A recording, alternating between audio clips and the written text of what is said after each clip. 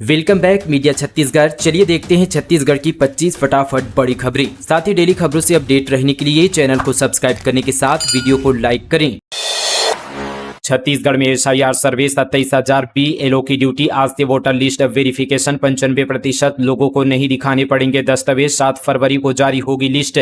छत्तीसगढ़ में आज यानी मंगलवार से बिहार की तर्ज पर स्पेशल इंटेंसिव डिविजनल सर्वे होगा। इस प्रोसेस में वोटर लिस्ट का अपडेशन होगा। नए वोटरों के नाम जोड़े जाएंगे। BLO घर घर में 3 बार जाएंगे। जरूरत पड़ने पर दस्तावेज मांगे जाएंगे, फिर मिलान किया जाएगा। मुख्य निर्वाचन पदाधिकारी यशवंत कुमार ने बीते दिन प्रेस कॉन्फ्रेंस की। उन्होंने बताया कि केवल 5 से 6% मतदाताओं को ही दस्तावेज दिखाने की जरूरत पड़ेगी, जबकि बाकी 90 से 94% मतदाताओं का डेटा पहले से उपलब्ध है।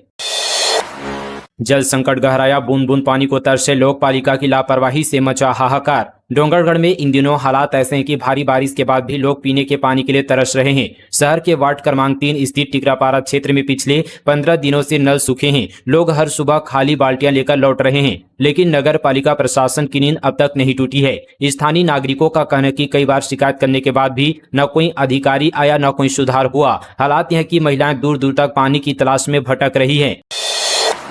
रीपा में गंदगी के बीच खाद्य सामग्री का निर्माण। जिला पंचायत अध्यक्ष अरुण सारवा की शिकायत पर हुई कार्रवाई। धमतरी जिले के ग्राम भटगांव स्थित रीपा सेंटर में संचालित बालूशाही, सेव मिक्सचर एवं अन्य खाद्य सामग्री निर्माण इकाई पर 3 नवंबर को बड़ी कार्रवाई की गई। यह कार्रवाई जिला पंचायत अध्यक्ष अरुण सारवा की शिकायत पर खाद्य एवं औषधि प्रशासन धमतरी की टीम द्वारा की गई। गरियाबंद में 25 साल से स्वीकृत 61 पुल नहीं बने। बरसात में 50 गांव मुख्यालय से कट जाते हैं। ट्यूब से नदी पार करने को मजबूरी। गरियाबंद जिले में पिछले 25 सालों में ग्रामीण इलाकों को जोड़ने के लिए कुल 193 सड़क परियोजनाएं पूरी की गई है। इनमें से 46 सड़कों पर बारिश के दौरान आवाजाही प्रभावित होती रहती है, जिससे ग्रामीण क्षेत्रों में लोगों को समस्याओं का सामना करना पड़ता है। सड़क निर्माण के साथ ही जिले में 2001 से 2010 तक 61 पुलों के निर्माण को मंजूरी वित्तीय कारणों से नहीं मिल पाई है। इनमें बिंद्रा नवागढ़ क्षेत्र सबसे प्रभावित है, जहां 48 पुल निर्माण के मामले राजनीतिक विवादों में फंसे हुए हैं। संसद में गूंजी बस्तर की आवाज। नक्सल प्रभावित क्षेत्र के युवा ने अंग्रेजी में दिया भाषण। चकित रह गए लोकसभा स्पीकर। सुकमा जिले के छात्र ने राष्ट्रीय युवा संसद में प्रतिनिधित्व किया। उन्होंने संसद भवन में दिए शानदार भाषण ने सबका ध्यान अपनी ओर आकर्षित किया। वहीं अब उनके भाषण की चर्चा प्रदेश से लेकर पूरे देश में हो रही है। बस्तर के छात्र का संसद में अंग्रेजी में फर्राटेदार स्पीच देते वीडियो सोशल मीडिया पर जमकर वायरल हो रहा है। नई दिल्ली में सरदार वल्लभ भाई पटेल की जयंती के अवसर पर संसद भवन में आयोजित पे homage two of national leaders कार्यक्रम में सुकमा जिले के ग्राम धोबनपाल विकासखंड के छिंदगढ़ के सुशील कुमार मरकाम ने छत्तीसगढ़ का प्रतिनिधित्व किया। बस्तर की पारंपरिक वेशभूषा में मंच पर पहुंचे सुशील ने अपने दमदार अंग्रेजी भाषण से पूरे सदन को मंत्रमुग्ध कर दिया। वोट चोर गद्दी छोड़। छत्तीसगढ़ कांग्रेस ने अपने अभियान के तहत हस्ताक्षर फॉर्म भेजे दिल्ली। देश भर में कांग्रेस ने केंद्र सरकार के खिलाफ वोट चोर गद्दी छोड़ अभियान छेड़ रखा है। अभियान के तहत कांग्रेस के कार्यकर्ता और नेता लोगों के बीच वोट चोरी के मुद्दे पर हस्ताक्षर अभियान चला रहा है। बीते दिन PCC चीफ और नेता प्रतिपक्ष चरणदास महंत ने हस्ताक्षर फॉर्म को दिल्ली के लिए रवाना किया। कांग्रेस का दावा है कि उन्होंने वोट चोरी के मुद्दे पर 15,50,000 हस्ताक्षर लोगों के जमा किए हैं और फॉर्म के जरिए उसे दिल्ली भेज रहे हैं। PCC चीफ और चरणदास महंत ने कहा, वोट चोरी का मुद्दा बड़ा है। इस मुद्दे का असर बिहार विधानसभा चुनाव में जरूर नजर आएगा। बैज ने कहा कि वोट चोरी के मुद्दे पर जनता अब खुलकर बोल रही है। बिहार में जब जनता वोट देने जाएगी तो उसके दिमाग में ये मुद्दा जरूर होगा। पति की धमकी। बाप के घर से बाइक लाओ तभी अपनाऊंगा। प्रेग्नेंट होने पर दादी सास और चाची ने दवा खिलाकर अबॉर्शन करा दिया। अब FIR दर्ज। रायगढ़ जिले में महिला ने अपने पति, दादी सास और चाची पर दहेज प्रताड़ना का आरोप लगाया है। उसने आरोप लगाया ससुराल वाले दहेज में मोटरसाइकिल न लाने पर ताने मारते थे। जब वह प्रेग्नेंट हुई तो परिवार वालों ने उसे दवा खिलाकर जबरन अबॉर्शन करा दिया। ससुराल वालों की लगातार प्रताड़ना से तंग आकर महिला की शिकायत के बाद जोबी चौकी में FIR दर्ज कर ली गई है। भारत ने जीता महिला विश्व कप। कोरबा में फैंस ने ऐसे मनाया जश्न। भारत की महिला टीम ने इतिहास रच दिया है। टीम इंडिया ने महिला वनडे विश्व कप 2025 के फाइनल में दक्षिण अफ्रीका को 52 रन से हरा दिया है। पहले बल्लेबाजी करते हुए भारत ने 50 ओवर में 7 विकेट पर 298 रन बनाए थे। जवाब में दक्षिण अफ्रीका की टीम 246 रन पर सिमट गई। भारत की जीत के बाद लोग घर से बाहर निकले और अपने अपने तरीके से जश्न मनाया। सड़क पर लोग समूह तो कई लोग परिवार के साथ पटाखे फोड़ते नजर आए और एक दूसरे को बधाई देते नजर आए। शहर के TP नगर, रविशंकर, घंटाघर और बस्तियों में क्रिकेट प्रेमियों की भीड़ देखने को मिली। वहीं होटल ढाबों में लोग क्रिकेट देखते हुए नजर आए। वहीं जीत के बाद सभी ने जश्न मनाया। नवा रायपुर में तिरंगे के रंगों में रंगेगा आसमान, सूर्य किरण का एयर शो। 5 नवंबर को 9 फाइटर्स प्लेन दिखाएंगे हैरत अंगेज करतब। भारतीय वायुसेना की एरोबेटिक सूर्य किरण टीम का छत्तीसगढ़ के आसमान में रोमांचक प्रदर्शन 5 नवंबर को होगा। यह प्रदर्शन नवा रायपुर के सेंध जलाशय के ऊपर आसमान में होगा। छत्तीसगढ़ स्थापना की 25वीं वर्षगांठ पर सूर्य किरण टीम के हैरत अंगेज हवाई करतब के लिए सूर्य किरण की टीम रायपुर पहुंच चुकी है। रोमांच से भरे इस प्रदर्शन में सूर्य किरण की टीम के 9 फाइटर प्लेन शामिल होंगे। सूर्य किरण टीम के प्रदर्शन में फाइटर पायलट के शौर्य, अनुशासन और कार्यकुशलता का अनुभव दर्शकों के लिए रोमांचक और यादगार पल होगा। सूर्य किरण टीम 4 नवंबर यानी आज रिहर्सल करेगी और 5 नवंबर को सुबह 10 बजे से 12 बजे के बीच फाइनल शो होगा। बिलासपुर में जर्जर सड़क से परेशान लोगों ने किया चक्का जाम। मुख्य बाजार में 2.5 घंटे किया प्रदर्शन। गोल बाजार, सदर बाजार मार्ग रहा बाधित। बिलासपुर में जर्जर सड़क के विरोध में जुना बिलासपुर के नागरिकों और व्यापारियों ने चक्का जाम कर दिया। यह प्रदर्शन सुबह 11 बजे से शुरू हुआ और लगभग 2.5 घंटे तक चला, जिससे यातायात बाधित रहा। प्रदर्शनकारियों ने सड़क पर लेटकर प्रशासन के खिलाफ जमकर नारेबाजी की। चक्का जाम का यह स्थान सदर बाजार और गोल बाजार रोड से जुड़ा हुआ है, जो बिलासपुर का मुख्य बाजार क्षेत्र है। कोतवाली थाना क्षेत्र के जुना बिलासपुर में हुए इस प्रदर्शन शहर की यातायात व्यवस्था पूरी तरह से ठप हो गई थी। मेरा ई-केवाईसी ऐप से अब राशन कार्ड में चेहरा व आधार घर बैठे होगा अपडेट। राशन कार्ड धारियों को अब ई-केवाईसी के लिए परेशान होने की आवश्यकता नहीं है, क्योंकि एनआईसी द्वारा तैयार ऐप से मेरा ई-केवाईसी के जरिए घर बैठे ही आधार और अन्य जानकारी राशन कार्ड में अपडेट की जा सकती है। खाद्य विभाग ने उचित मूल्य दुकान संचालकों को ऐप का प्रचार कर लोगों को घर बैठे ई-केवाईसी अपडेट करने में सहयोग करने और ऐप चलाने का तरीका सिखाने का निर्देश जारी किया गया है, ताकि लोग इस डिजिटल सुविधा का उपयोग कर सके। धान की फसल पर संकट, बस्तर में हल्दी घाट का कहर, दाने मखमली धूल में हो रहे हैं तब्दील। धान की फसल जब पककर कटाई के लिए तैयार हो रही है, उसी समय किसानों पर एक और संकट टूट पड़ा है। धान की बालियों में इन दिनों हल्दी घाट नामक रोग तेजी से फैल रहा है, जिससे बालियों पर लगे दाने हरे और पीले मखमली धूल जैसे हो रहे हैं। यह रोग फसल की गुणवत्ता पर सीधा असर डाल रहा है और किसानों को भारी आर्थिक नुकसान की आशंका बढ़ गई है। कृषि विशेषज्ञों के अनुसार यह बीमारी एक खेत से दूसरे खेत में बड़ी तेजी से फैलती है। नाइट्रोजन की अधिक मात्रा का उपयोग और नमी की अधिकता इसके यहाँ पर फैलने की प्रमुख वजह मानी जा रही है। खेतों में धान की बालियां संक्रमित होती ही दाने खोखले हो जाते हैं और फल की चमक खत्म हो जाती है।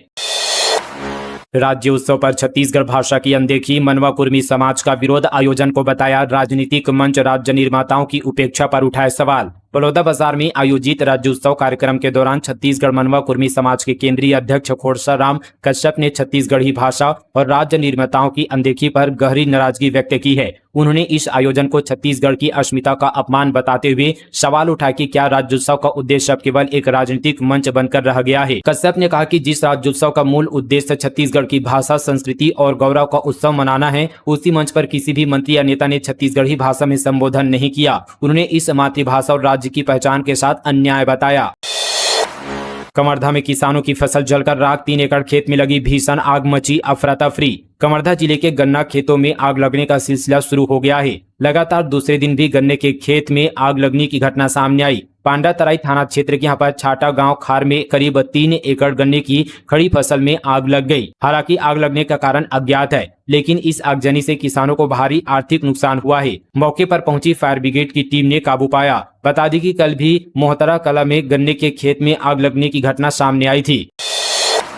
धान के अवैध परिवहन रोकने 10 अंतर्राज्यीय चेक पोस्ट। रायगढ़ में 4 टीमों की 3 पालियों में ड्यूटी, 24 घंटे रखेंगे निगरानी। छत्तीसगढ़ में धान खरीदी 15 नवंबर से शुरू हो जाएगा। ऐसे में इस बार भी धान के अवैध परिवहन रोकने के लिए 10 अंतर्राज्यीय चेक पोस्ट बनाए गए हैं। साथ ही 4 टीमों की 3 पालियों में ड्यूटी लगाई गई है, जो कि 24 घंटे निगरानी रखेंगे। किसानों से धान की नगद और लिंकिंग के माध्यम से खरीदी 15 नवंबर से शुरू होगी, जो कि 31 जनवरी तक की जाएगी। इस साल भी किसानों से धान खरीदी की अधिकतम सीमा लिंकिंग साथ यहाँ पर 21 क्विंटल प्रति एकड़ निर्धारित की गई है। वहीं जिले की 69 समितियों के अंतर्गत 105 उपार्जन केंद्र में धान की खरीदी की जाएगी।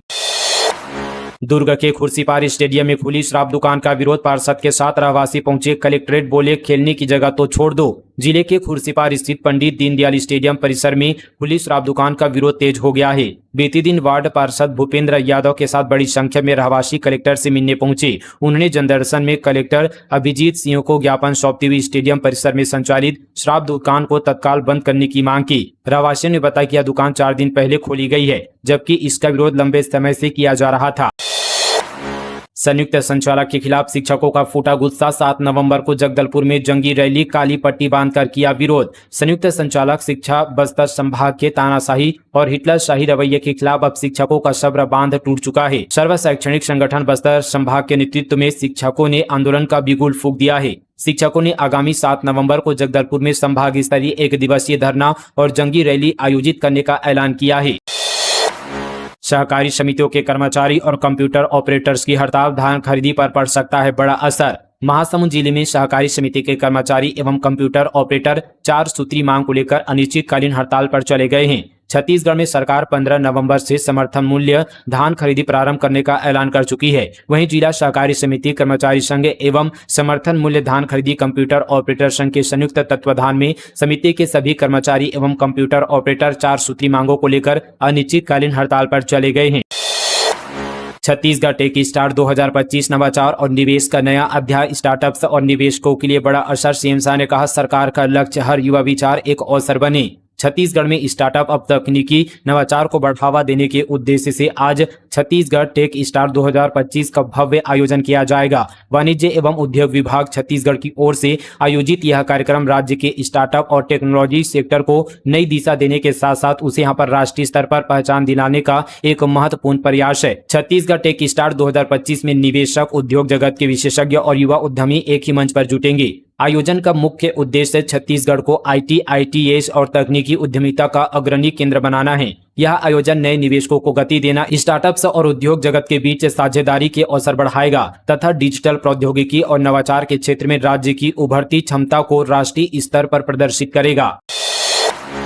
पंडवानी गायिका तीजन बाई एम्स में भर्ती। 2 दिन पहले ही पीएम मोदी ने फोन पर जाना था हालचाल। छत्तीसगढ़ के प्रसिद्ध पंडवानी गायिका पद्मश्री, पद्म भूषण, पद्म विभूषण से सम्मानित तीजन बाई को बेहतर इलाज के लिए रायपुर एम्स में भर्ती कराया गया है। बता दें कि शनिवार को अपने रायपुर दौरे के दौरान प्रधानमंत्री नरेंद्र मोदी ने तीजन बाई की बहू को फोन कर उनके स्वास्थ्य की जानकारी ली थी। अब प्रशासन ने सतर्कता दिखाते हुए उन्हें एम्स में भर्ती कराया है।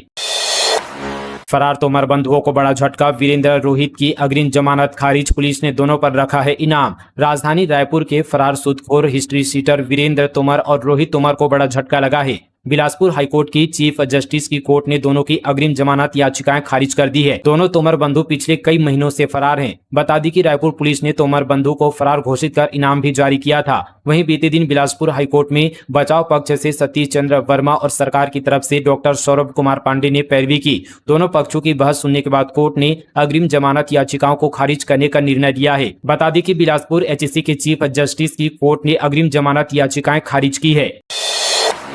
बाइक राइडर बने सीएम शाह, सनग्लास और हेलमेट पहनकर दौड़ाई मोटरसाइकिल, दिया ये खास संदेश। सड़क पर होने वाले हादसों को रोकने के लिए अक्सर सड़क सुरक्षा और ट्रैफिक जागरूकता अभियान चलाया जाता है। पुलिस कई तरह के कार्यक्रम भी आयोजित करती है। सड़क सुरक्षा सप्ताह मनाया जाता है जिसमें हेलमेट लगाना जरूरी है जैसे स्लोगन लगाए जाते हैं। शहर के मुख्य चौक चौराहों और चेक पोस्टों पर चेकिंग भी की जाती है। कोशिश यही रहती है कि लोग हेलमेट लगाएं और सुरक्षित सड़कों पर चले। सड़क सुरक्षा और हेलमेट की जरूरत को लेकर मुख्यमंत्री विष्णुदेव साय ने एक वीडियो जारी किया है। वीडियो में सीएम खुद बाइक पर सवार होकर निकले हैं। सीएम ने ट्रैफिक नियमों का पालन करते हुए पहले तो हैंड ग्लास पहने और हेलमेट लगाया। सीएम ने वीडियो के जरिए यह बताया कि ट्रैफिक नियमों का हमें सख्ती से पालन करना चाहिए। रोड पर जब हम गाड़ी चलाते हैं तो अपना और रोड पर चलने वाले दूसरे लोगों का भी ख्याल रखना चाहिए। हमारी एक गलती हादसों को दावत दे सकती है।